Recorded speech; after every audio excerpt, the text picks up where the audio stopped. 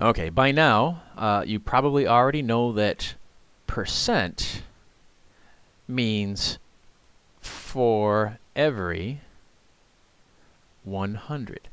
In other words, we have some number out of 100. That's what a percent is. So if we take some other fraction and say that it's equal to that fraction, then we can figure out the relationship of those other numbers. It's probably best that I explain with problems. So let's look at this problem right here. What is 40% of 80?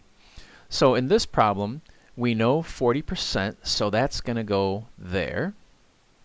Of 80, so that's going to go where the of is. And then right here, you don't really need to see this, but it says what is, so that means this is right here, that's going to be our x, our unknown variable.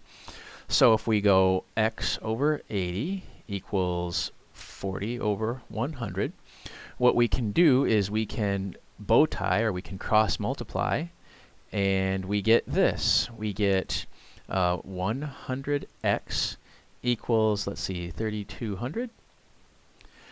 Divide both sides by 100 to get the x by itself, and that is a breeze, 32. So let's take that answer and then let's look at our sentence and see if it makes sense. 40% is less than 50%, so it's less than half. 32 is less than half of 80. Yeah, I think that answer makes sense, because 50% of 80 would have been 50. Yeah, this works out really well. So let's do the next one. Let's see, 7 is. So that tells me that 7 is going to go there. 10%, that's going to go there. And then of what? So this time, we don't know the of. So let's just fill it in. 7 is 10%. Put our 100 down there, and then of what? So we'll put our x there.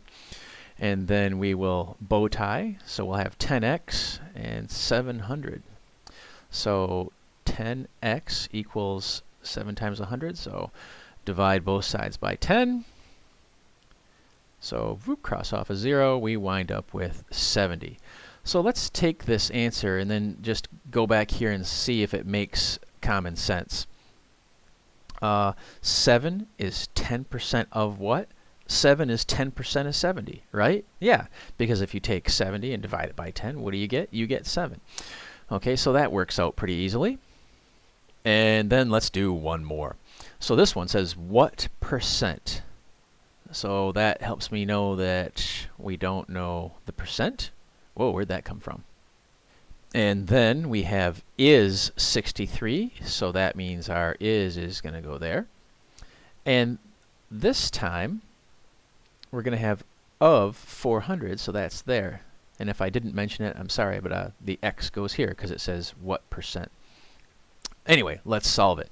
So what percent? So we're going to have x over 100 equals is over of, so 63 over 400. So if we cross multiply, we get 6300 equals 400x. So 6300 equals 400x.